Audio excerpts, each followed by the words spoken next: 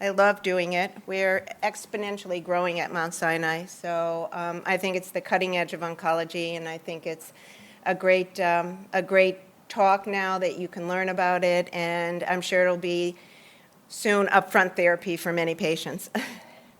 So the objectives of the talk are an introduction, because this is lymphoma, CAR T-cell therapy in lymphoma, because it's approved for that, define CAR T-cells, review current data for CAR T-cell therapy for lymphoma, list, and that's where Juliet and Zuma trials come in, list the complications of CAR T-cell therapy, and describe CRS symptoms, identification, management, and describe neurotoxicity, identification, and management, which are the two life-threatening potential complications from CAR T-cell therapy, and discuss a big issue, accessibility and reimbursement, and then I have a case study at the end.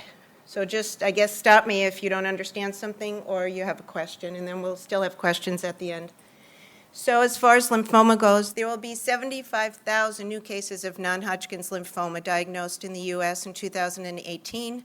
These will comprise 4.3% of all cancers, and diffuse large B-cell lymphoma is the most common form of non-Hodgkin's lymphoma in the United States and the world, and it accounts for about 1/3 of newly diagnosed cases of non-Hodgkin's lymphoma in the U.S. and 40% globally.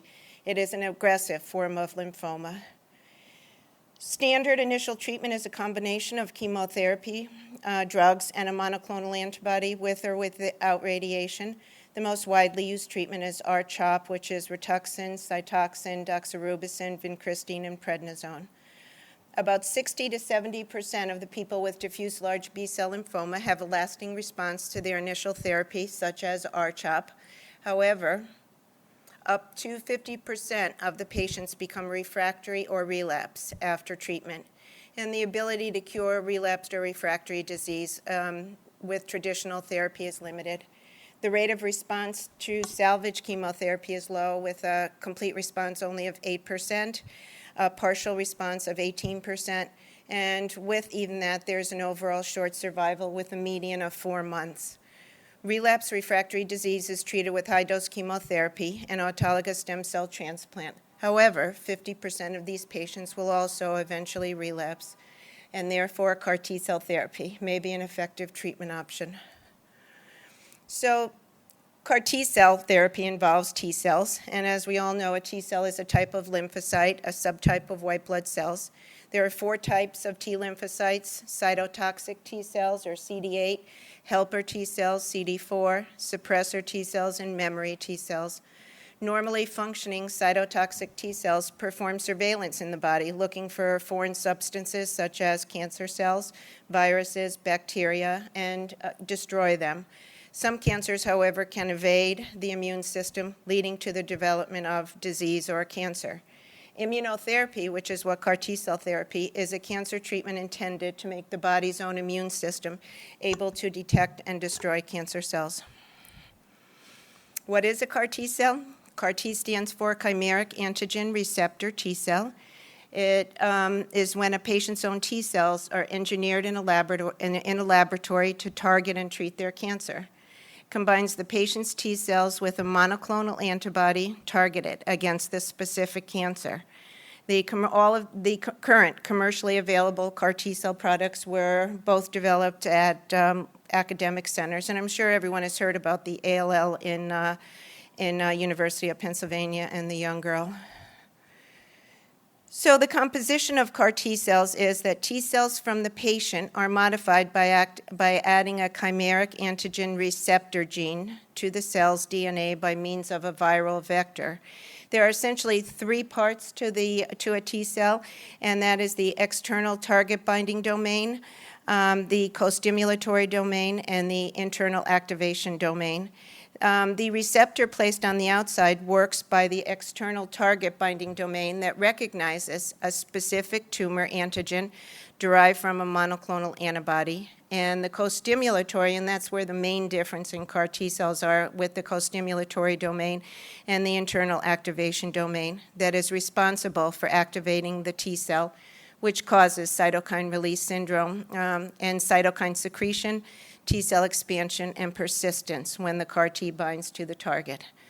The ability of the modified T cells to proliferate and persist is believed to play an important role in the efficacy of CAR T cell therapy. T cells, however, have a limited time span, and their ability to replicate is limited, which can affect the long-term anti-tumor effect. And there, the choice of co-stimulatory signals may influence expansion and persistence. I think we currently have a clinical trial coming out for myeloma that has, in addition to the 3 domains, it's added a memory T cell to it so that it can hang around for a longer time.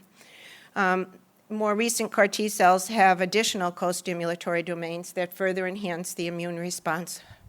So I think you can see the progression of the development of CAR T cell therapy. This was the first one with just the monoclonal antibody, the co-stimulatory domain, and the activation domain. So as time went on, people added more co-stimulatory domains, and now this is the most recent one with multiple co-stimulatory domains. The process is that much like an autologous stem cell transplant. CAR T cells are removed from the patient by apheresis. They're sent to the laboratory where they're injected with the chimeric antigen receptor and the co-stimulatory domain and all. The millions of them are grown ex vivo in the laboratory. Patient receives some lymphodepleting chemotherapy, and they are T cells and they're infused into the patient, and they work for months. Up to, we'll see that some of the studies have shown that CAR T cells persist in patients' peripheral blood up to a year, 355 days. So T cells are taken out, they're sent to the laboratory, they're manufactured in the laboratory ex vivo, millions are grown, they're infused back into the patient, and where they do their job. The foundation of CAR T cell therapy are T cells. The process begins, as I said, with drawing blood from patients and separating out the T cells by apheresis. Subsequently, when they're sent to the manufacturing laboratory, an inactive virus vector is used to deliver the genetic material into the DNA required to produce the T cell receptors. They're expanded in the laboratory to hundreds of millions of cells. The patient receives lymphodepleting chemotherapy just to provide a so-called environment conducive to accepting the CAR T cells. It induces lymphopenia to facilitate engraftment and expansion of CAR T cells. The final step is the infusion of CAR T cells in the patient. The engineered cells multiply in the patient's body, and with guidance from the engineered receptor, they recognize, attach to, and kill cancer cells that have the target on their surface. As I said, survival of the CAR T cells is known as persistence, and the ability to produce more T cells after infusion in the patient is known as expansion, and proliferation or expansion and persistence are key to highly active CAR T cell therapy and its efficacy. So the CAR T cells used to treat lymphoma have been modified by creating a receptor for CD19 on the cell surface. It is important to target antigens that are expressed predominantly on the tumor cells, such as CD19, which is found in B-cell malignancy. However, CD19 is also found on some normal B cells. The CD19 receptor on the T cell guides the cell to the targeted CD19 protein found on cancer cells. So multiple myeloma has BCMA being the primary antigen that is targeted. So binding to the CD19 positive lymphoma cell results in T cell activation, proliferation, and target cell destruction, or better known as CAR T activation, which is what we all wait for after the infusion. So this is a little complicated, but the main difference, what makes one difference than the other, one CAR T cell different than the other, even if they're both targeting CD19. So T cells won't activate unless an antigen-presenting cell provides both the target and a second signal to an appropriate receptor. So CAR T cells have the second signal built into the construct so that the interaction with the target antigen triggers both the kill signal as well as the go-ahead signal for full activation. Different companies use different go-ahead signals. So as I said, and many use more than one co-stimulatory. These co-stimulatory domains may increase CAR T-cell cytokine production, increase T-cell anti-tumor activity, and increase survival of CAR T-cells in the individual, aid in expansion and sustained expansion and persistence. So for lymphoma, between 2017 and 2018, 2 CAR T-cell therapies were approved by the FDA. Chimera, I cannot say these names. You can see I can't say them, approved for treatment of patients less than 25 years of age with relapsed refractory B-cell ALL, and it was also approved for adults with relapsed refractory diffuse large B-cell lymphoma. Yescarta, Axi-cel, approved for adults with relapsed refractory diffuse large B-cell lymphoma. All are for relapsed refractory disease that fail to respond to current treatment, or have recurred after 2 lines of treatment. Both target CD19, which is expressed on most B cells, including B-cell malignancies. So now here, this is the information from the 2 clinical trials for the 2 separate CAR T-cell companies and drugs that led to its FDA approval. So the Zuma trials, I think they're up to Zuma 7 right now. And these you might know as Yescarta or Kite. The phase 1 portion of the Zuma 1 trial included only 7 patients with refractory large B-cell lymphoma. They received lymphodepletion with standard, what most of the clinical trials have, which is Cytoxan, 500 milligrams per meter squared daily times 2, and fludarabine 30 milligrams per meter squared daily times 3. The CAR T-cell target dose was 2.0 times 10 to the 6 per kilogram. Some current CAR T-cell trials do per kilogram or just a standard 100 million dose. The important thing is that there was 99% manufacturing rate, and not all patients' autologous cells can be manufactured. We currently have a patient who did not have successful manufacturing after a first try. They're working on a second try. So, and the median time from leukapheresis to delivery of cells was 17 days. So during that time, they manufactured and they were expanding. So 5 of the 7 patients, or 71%, achieved an objective response within 1 month of infusion. 4 of the 7 achieved a CR. At 12 months, 3 were ongoing CR. The dose-limiting toxicity was the primary endpoint. There was 1 dose-limiting toxicity of grade 4 CRS and neurotoxicity, and the patient died, but they felt it was unrelated to CAR T-cell therapy. The patient had an intracerebral bleed while being on Lovenox. So the toxicities, as with FDA approval of any drug, they look at the degree of toxicities and are they manageable. So the toxicities for these, all patients experienced CAR T-cell related adverse events of any grade. Grade 3 was the highest with 57%, and grade 4 was the one patient. No grade 5 CAR T-cell deaths occurred. Cytokine release syndrome occurred in 86% of the patients, and as we see, that occurs in mostly all of our patients. The most common CRS symptoms were fever, 71%, hypotension, 43%, tachycardia, 29%. There was 1 grade 3 hypoxia that was occurred in the same patient with the dose-limiting toxicity. 6 of the 7 patients received the antidote, IL-6 antagonist, tocilizumab, and 4 of the 7, or 57%, received steroids for management of cytokine release syndrome and or neurotoxicity, and 4 patients received both. The median time to development, which is important in all these CAR T-cell therapies, is the median time to development of cytokine release syndrome. In the Zuma 1 trial, it was 1 day, that was the median, with a range of 0 to 3 days. And it lasted 7 days with a range of 3 to 17 days. The median time to development of neurotoxicity was 4 days, with a range of 1 to 4 days, and the median duration was 8 days and lasted up as long as 20 days. Except for the patient with dose-limiting toxicity with intracerebral hemorrhage, cytokine release syndrome and neurotoxicity were self-limiting and reversible. CAR T-cell CAR T cells demonstrated peak expansion within the patient within 2 weeks of infusion and continued to be detectable at 12 months in patients with ongoing CRs.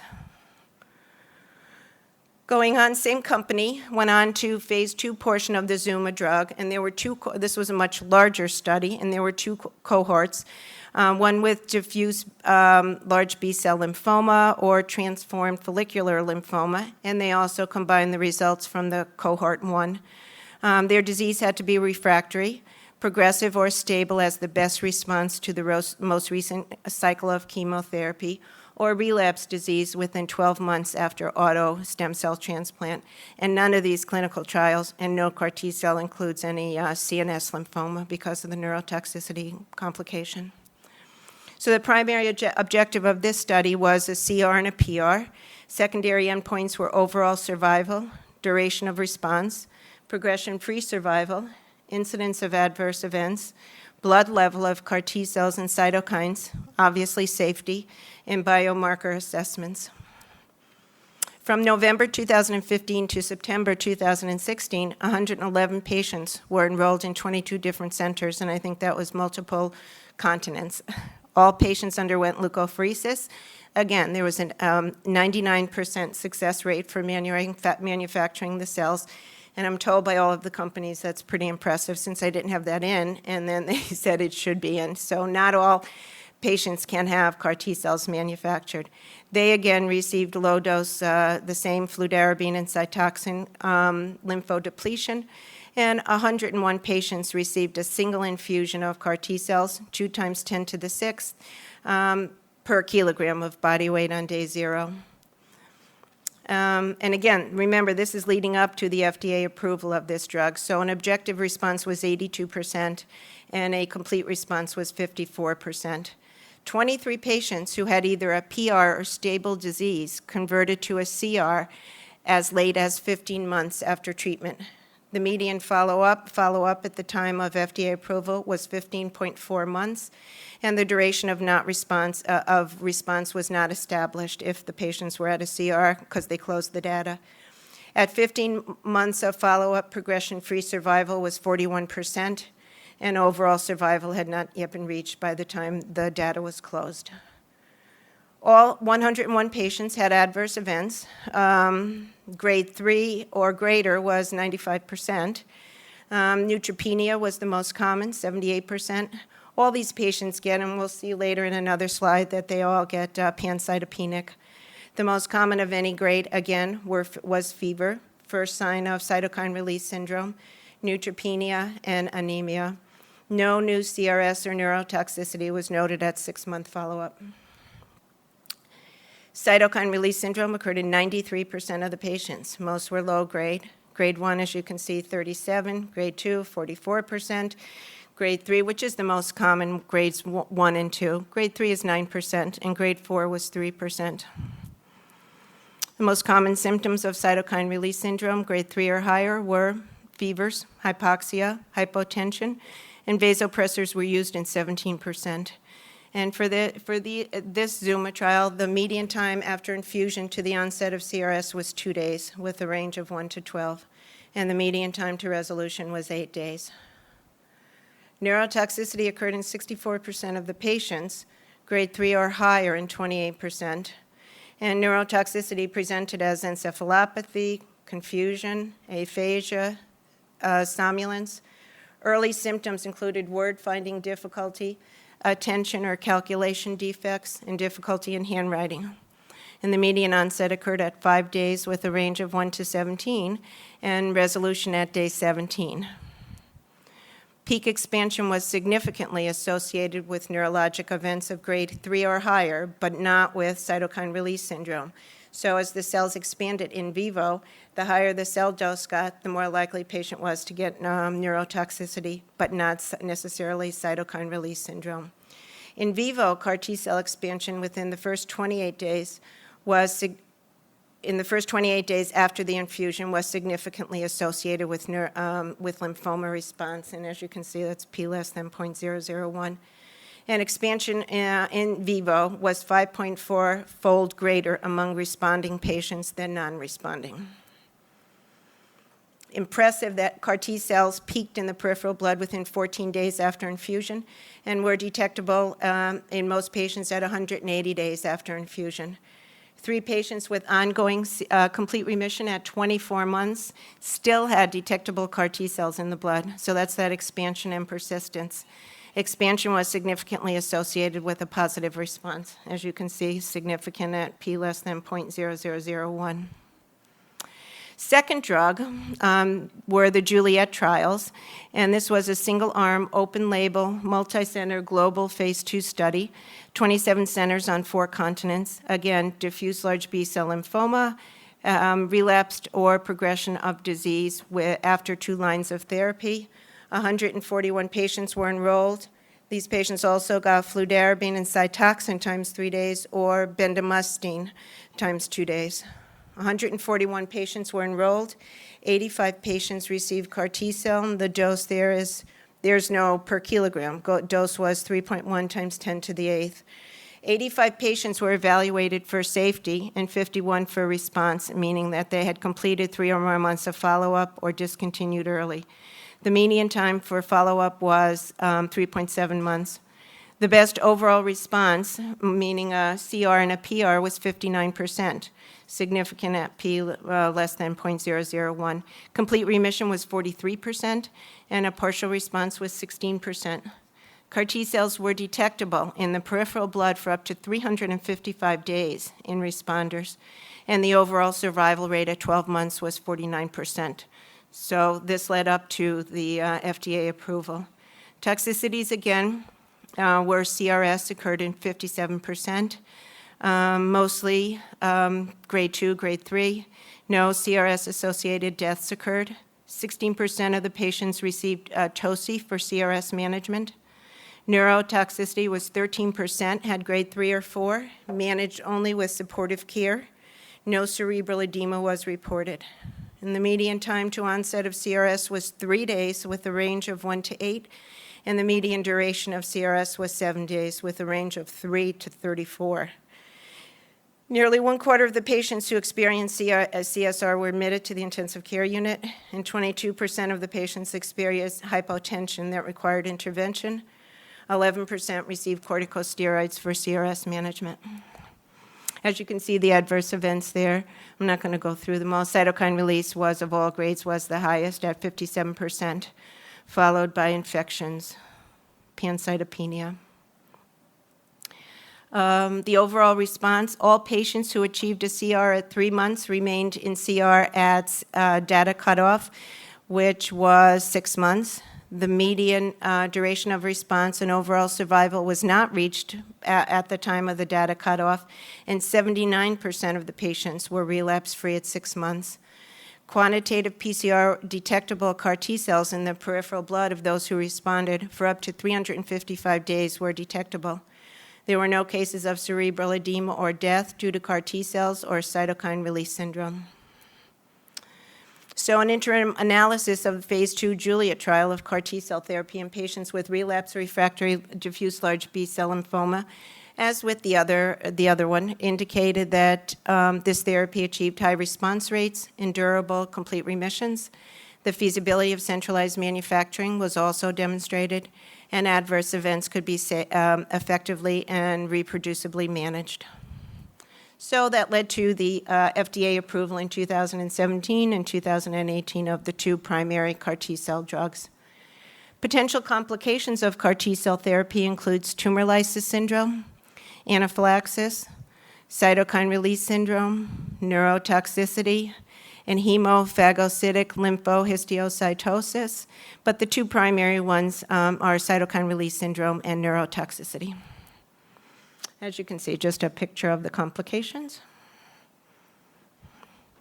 Tumor lysis syndrome, as we all know, can be a life-threatening complication of any treatment that causes a breakdown and dying of cells.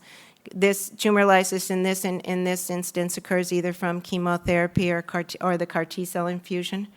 It's a group of metabolic complications including hyperkalemia, hyperphosphatemia, elevated uric acid, and hypocalcemia. has been known to occur as much as a month or more after CAR T-cell therapy. Again, the CAR T-cells are expanding, they're persisting, there's constant cell death, so tumor lysis syndrome can occur farther out, and it's standard supportive therapy. The most common side effect of CAR T-cell therapy is cytokine release syndrome. Should be considered an oncologic emergency. It occurs when there's activation of T cells or when the T cell receptors or CAR recognize and engage with the antigens expressed on the tumor cells. It correlates with CAR T cell 19 activation and expansion, and essentially it causes a generalized inflammatory response. The activated T cells release cytokines and chemokines, including IL-2, IL-6, interferon, among the main ones. And there's a dramatic increase in these cytokines, as well as C-reactive protein and ferritin. Also, bystander immune cells release cytokines also. Severity of cytokine release syndrome may correlate with the dose of T cells and tumor burden. It can be life-threatening and is considered a medical emergency. But some also say, just like you need to have a little bit of graft versus host disease in order to be free of leukemia when you have your bone marrow transplant, you need to have a little bit of tumor lysis syndrome to know that your leukemia is being killed. Some people, you wait for cytokine release syndrome, may be necessary for efficacy. And it's pretty remarkable how the patients every day wait for this and say, nothing yet, no fever, no nothing yet, because they know that if they develop cytokine release syndrome, it does mean the CAR T cells are working. So the goal of management of cytokine release syndrome is not to extinguish all evidence of cytokine release syndrome, but to prevent life-threatening toxicity while maximizing the potential for anti-tumor effects. This is a standard, I'm not going to go through it all, but it's a grading system that's used by everyone as far as, it's by Lee, everyone refers to it as a grading system for cytokine release syndrome. And essentially it's, grade 1 can just be, and we'll go through them, myalgias, fever, and it's just supportive care. Usually don't start to think about tocilizumab until the patient has greater than grade 2. If they have grade 2 and they're hypotensive and they respond to fluids, then tocilizumab isn't really necessary. Or if you have a grade 2 patient, as we did last week, who was 74 years old, who had multiple comorbidities, then you want to think about doing more than supportive care and giving the tocilizumab. Grade 3 is an ICU patient, and grade 4 is an ICU patient with organ toxicity. I think this is a good picture for everyone because this sort of identifies all the potential organ and system complications of cytokine release syndrome and CAR T-cell therapy. So it's neurologic, it's GI, it's pulmonary, it's renal, it's hematologic, musculoskeletal. People have just myalgias, arthralgias. So the management of constitutional symptoms is just Tylenol for management of fevers in patients with normal hepatic function. We usually have a cooling blanket on the floor because these patients usually develop fevers greater than 40. Steroids is a no-no, as we'll get on. Steroids are never administered to any patient on CAR T-cell therapy unless it's with approval of a PI on a clinical trial, or if you have a cytokine release team, system release team that I'll talk about, only they can approve steroids. Avoid Demerol, thinking that it might be an adverse reaction to the infusion. And allopurinol is given for tumor lysis prophylaxis that starts prior to the conditioning chemotherapy. Sinus tach is very common. These patients are on telemetry. Some are infused in the unit if they're really high risk. We just keep them on it for the remainder of the day. Atrial and ventricular arrhythmias, including cardiac arrest, have been seen. Hypotension secondary to cytokine release and vasodilatation. Hypovolemia from insensible loss from fevers. Or patients can get a stress-induced cardiomyopathy, and the reduced systolic function can be a result of cytokine storm. The management of cardiovasculars, we hold patients the morning of infusion antihypertensives, and you can, a bit, or you can write to receive them. We usually hold the day of the infusion, and then you can write parameters. If they end up in the ICU, then they're going to be held. Vital signs are, for us, it's pre-infusion. The volume is usually very small, so it's pre-infusion, halfway through the infusion, at the end of the infusion, and then we do Q 15 minutes times 1 hour, Q 30 minutes times 1 hour, Q 1 hour times 4, and then our standard, which is 4 hours. We'll get into intravenous fluid, but it's a fine balance between giving intravenous fluid to these patients who have high fevers and tipping them over so that they do get capillary leak syndrome. So weights are very important. I's and O's are very important. Maintain a net even fluid balance. And the only time we really administer fluid bolus is if systolic blood pressure is less than their pre-infusion baseline, so it's important to know what their pre-infusion baseline is. And as we go on, there are certain parameters that are universally accepted, I think, for giving a fluid bolus, and if that doesn't work after a liter, then it goes on to vasopressors. So here it is. If systolic blood pressure is less than 80% of pre-infusion baseline and less than 100, give 1 liter of fluid. If the systolic blood pressure is less than 85, give 1 liter of normal saline regardless of the baseline blood pressure. If that doesn't work, then it goes on to admit to the ICU and start on pressors. If they do not respond to a bolus of fluid, then you have to get an EKG, an echocardiogram to see if they have a stress-induced cardiomyopathy. And again, patients with hypotension not responding to 1 liter of fluid should be initiated on vasopressor support, and norepi is the preferred first-line vasopressor. Cytopenias are very common. These people remain cytopenic for months, particularly due to the lymphocyte depletion prior to the T cells. DIC has been reported. CD19 is also expressed on normal B cells, which are also killed by the infused CAR T cells. So all of these patients have B cell aplasia, and to compensate, they receive monthly IVIG treatments, therapy. Management for hematologic toxicity is allopurinol for conditioning. Follow your institutional parameters for RBC and platelet transfusion support. Ours are hemoglobin less than 7, platelets less than 10, or if they're febrile, platelets less than 20,000. Our institutional guidelines, again, CBCs are done twice a day on these patients. And if we start Neupogen or filgrastim when an ANC is less than 500, but it's your institutional guidelines.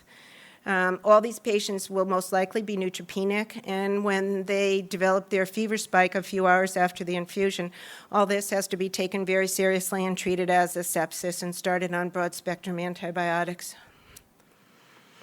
Patients you can get DIC, so BID, CBCs are drawn as well as coags, and the standard is usually for a PTT greater than 1.5 transfuse FFP.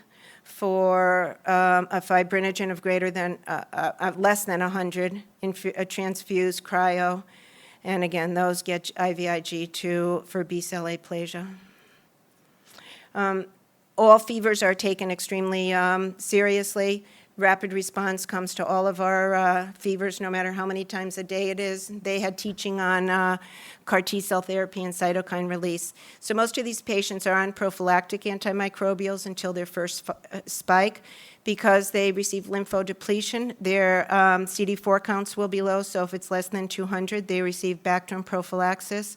And they're on acyclovir or Valtrex for HSV, and most patients are on Levaquin also until they spike. Again, they require broad-spectrum antibiotic coverage. Increases in ALT, AST, and bilirubin are frequent but reversible. Diarrhea is reported but less common than liver abnormalities, and it's treated just with supportive care with monitoring the liver enzymes, dose adjusting any drugs that are hepatically cleared, and for diarrhea, it's following the usual algorithm for ruling out C. diff. Pulmonary edema is related to heart failure or non-cardiogenic cytokine-mediated pulmonary edema, and pneumonitis has been reported. The primary mechanism of renal dysfunction is hypoperfusion, due to cytokine-mediated vasodilatation, decreased cardiac output when they're hypotensive, dehydration from high fevers, and tumor lysis syndrome. So capillary leak syndrome can be common. It's increased vascular permeability resulting in tissue edema and multiple organ failure. Most frequent clinical manifestations of cytokine-induced capillary leak syndrome are weight gain, edema, oliguria, hypotension, and dyspnea. The most severe manifestations of capillary leak syndrome are respiratory insufficiency requiring mechanical ventilation and hypotension requiring pressor support, which is why there's a very fine line between rapid response coming up and following the standard algorithm of infusing a liter of a bolus, a liter of normal saline into the patient. Because as you'll see in one of my future slides, it tips them over, and they do develop capillary leak syndrome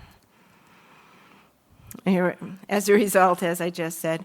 So we have a rapid response. I don't know if in your institution, for any fever, rapid response team comes up and sees the patients. We have developed a cytokine release team that has a physician on call 24 hours. All mid-level practitioners and nurses received extensive education and REMS teaching for cytokine release. And the ICU, where patients may go, also received individual individual education. We also notify infectious disease service when patients come in, as well as a neurologist to follow them. So the general rule is, and they know this, is if the patient is hypotensive, 1 liter fluid bolus is given. If not responsive, then on to pressors. Neurotoxicity is the second major significant complication with CAR T-cell therapy. It can present as a wide range of symptoms: aphasia, cranial nerve palsy, hallucinations, seizures. Can be fatal due to cerebral edema. It's often reversible, but can last for days, and its incidence is 0 to 50%. It can occur at the same time that cytokine release syndrome occurs, so it's going to be difficult to determine how to manage, or it can occur at a different time.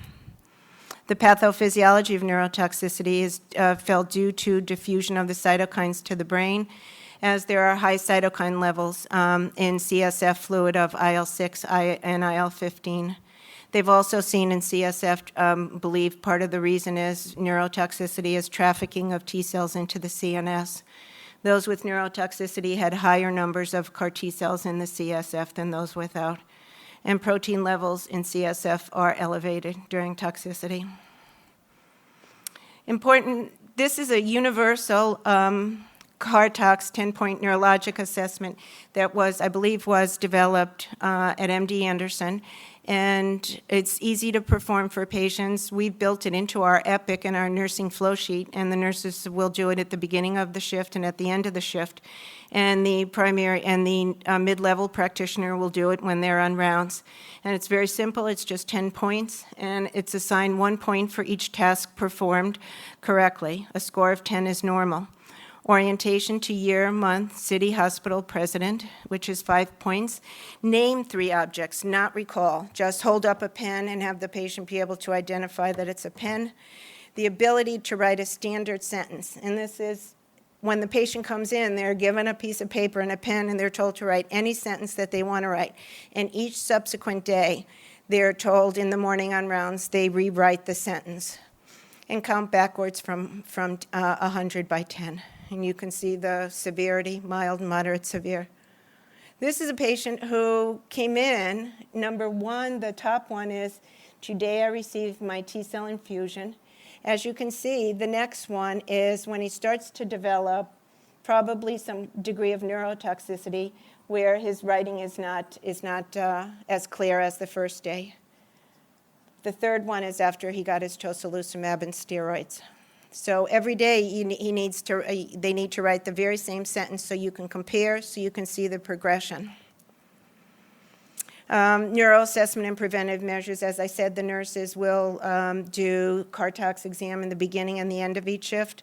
So there's a focused neuro exam every shift. If patient is at all symptomatic, they go for an MRI to see if there's any cerebral edema. In the beginning, we had a neurologist follow these patients daily, but now it's only if we're concerned about neurotoxicity. And awareness of any potentially sedating drugs or those that can cloud any neuro exam. We hold Ativan and all the other potentially sedating drugs. Management is, again, and this is only physician, the primary physician, the PI or the cytokine release syndrome team can only approve steroids. We have a big black box warning whenever you log on to Epic that says no steroids and no tocilizumab given. So it's Solumedrol for severe. Grade 4 or grade 5 is Solumedrol, 2 milligrams per kilogram per day, and weaned over several days. Decadron has better CNS penetration, so it's recommended that if you're really concerned about neurotoxicity and it's not a grade 4 or 5 requiring high-dose steroids, just 10 milligrams of Decadron Q6 hours for a few days because it crosses the blood-brain barrier. HLL is a macrophage activation system. Rarely occurs in these patients, but there's sometimes in a subset of patients with severe cytokine release syndrome. And this has been reported. In these patients, high fevers are accompanied by hepatosplenomegaly, liver dysfunction, coagulopathy, hypofibrinogenemia, and profound hyperferritinemia. We recently thought one of our patients had it because their ferritin went up to, I don't know, something like 50,000. Treatment for this is immunosuppression, primarily steroids. It's not all that common in occurrence. So the general management principles for these patients in CRS is it's imperative to obtain a clear baseline pressure prior to initiating therapy that it could induce CRS. Hypotension is a major driver of the severity grading. So important to know what a baseline is and what they were the morning prior to the infusion. Fever or tachycardia can be the first signs of impending shock and much closer monitoring. Fever, we had a patient once who just had a tachycardia that was considered grade 1 and a very low-grade fever. A low threshold to escalate to the ICU. We used to send most of our patients who had cytokine release syndrome to the ICU. Now we kind of manage them on the floor by giving them the IL-6 antidote that I'll get into, which is tocilizumab. Shock is associated with significant vascular leak and pulmonary edema, and only the cytokine release physician, attending physician, or PI can approve steroids. Here's tocilizumab. So the antidote for cytokine release syndrome is an IL-6 receptor antagonist, since IL-6 is the major cytokine that drives all of the symptoms from cytokine release syndrome. It's given prior to steroids, does not directly affect the CAR T cells or decrease the efficacy of the CAR T cells. It merely blocks IL-6 symptoms. So it's pretty impressive how after you give it and within hours the patient's vital signs normalize. So it's administered to all patients with usually a grade 3 or greater toxicity. Or again, it's dependent upon the physician, or patients who have multiple comorbidities or are hemodynamically unstable. Can only be administered by a chemo-certified nurse. It's 8 milligrams per kilogram infused over 1 hour. It's a max of 800. And you have the option to repeat one dose if no clinical improvement within 24 to 48 hours. I think one of the current clinical trials we have says you can repeat it Q8 hour, I think. Biomarkers to monitor the impending or the development or the progression of cytokine release syndrome is pretty impressive when you come in the morning and start to round. The two main biomarkers we look at are C-reactive protein and ferritin. Granted, both of these are Q-phase reactants and can be elevated as a result of a generalized inflammatory response, but they are both impressively elevated with cytokine release syndrome. They can be elevated with during an infection for a C-reactive protein, so it's hard to distinguish between infections and a non-infectious inflammation. And ferritin is sometimes difficult to interpret because these patients are all heavily pretreated and have gotten a lot of transfusions.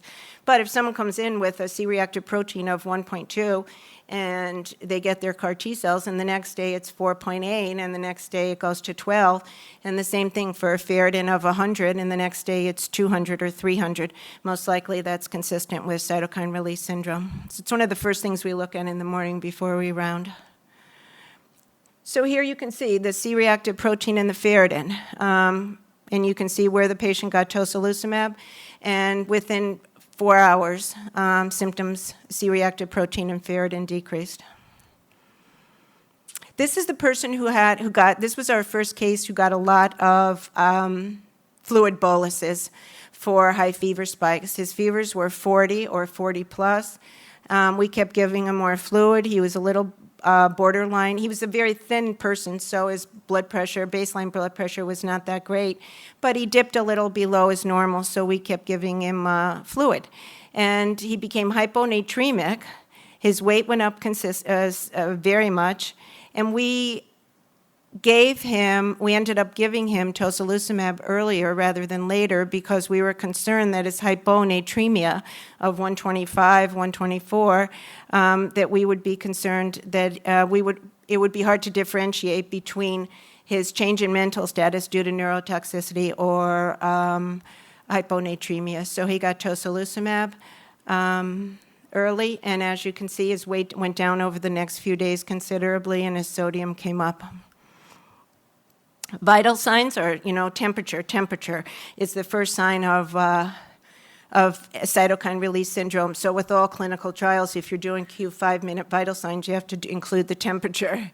So here you can see where temperature was normal, then it went up to greater than 40, and the same thing for blood pressure in the I guess it's the blue line. Kind of dipped low there in the beginning, and the same thing for heart rate. And as soon as he got tocilizumab, things normalized. So it's pretty impressive to see the results of the vital signs and tocilizumab administration. Cost is a huge, if you read about it, you can see it in all the social media. The mean expected cost of extracting patients' T cells, engineering them to produce CAR T cells, and infusing the cells back into the patient. The Yescarta or the Axi cell is $373,000, and the Chimera or the TIS one is $475,000. And hospital fees, supportive care, ICU admission, physician visits could drive a cost of a hospitalization greater than $1 million per patient, $1 million per patient. So reimbursement issues are currently being looked at by ASBMT group. Commercial coverage and reimbursement does not seem to be an issue, but Medicare reimbursement is. Medicaid reimbursement covers the cost of the treatment. Negotiations of single case agreements and commercial companies could take weeks between for the hospital insurance companies to come to an agreement. And by then, usually the patients are too sick because these patients,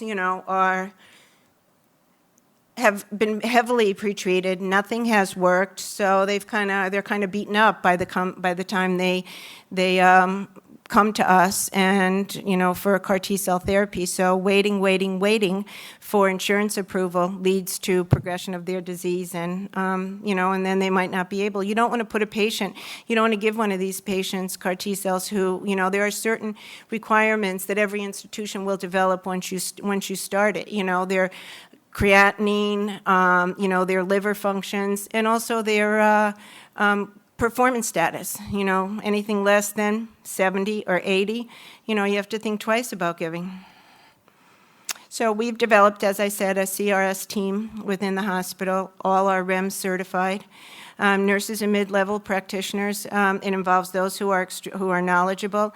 New people, new nurses, and new mid-level practitioners have to complete training and be familiar with it. There's a CRS physician on call 24 hours a day.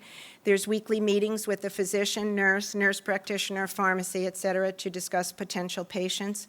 ID is involved, ICU, team is involved, neuro. And when the patient is discharged, mostly now patients need to stay in the hospital for 14 days because one trial showed a bad outcome in a patient who was discharged who ended up having CRS and tumor lysis syndrome after day 14. So it's a requirement now that all patients stay in the hospital for 14 days. And then the ER needs to be notified when they get discharged in case they are discharged to a local hotel, cannot go home, especially if they live far away. And the ER has to be aware that this is a CAR T-cell patient and has the potential to come back in. So, CAR T-cell therapy is a promising form of personalized immunotherapy for patients with certain malignancies characterized by specific antibodies such as CD19. It's an exciting area of oncologic clinical research and an opportunity for all clinical oncology practitioners to expand their knowledge and skills. This is for your reference. I'm not going to go through this. This is standard, and it was on the ASBMT, I think, website for education. And this is, determine how to deal with a cytokine, a CAR T-cell patient. So the first step is to determine if the subject has cytokine release syndrome. We actually have laminated algorithms for this that all practitioners carry around in their pockets whenever there's that CAR T-cell patient. So the first is, if they have a fever, if they're hypotensive, if they're hypoxic. Next is to determine the grade, and you can see grade 1. Vital signs are okay. No management is required. No organ toxicity. And there it just says the management. Tylenol, cooling blankets. Hypotension is the liter fluid bolus. Same thing.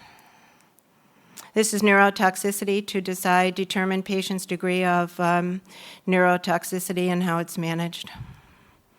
Good as a reference. Grade 1 is just vigilant supportive care, limiting drugs, up to, grade 3 or 4 where you give steroids and you get MRIs. That's it. Questions?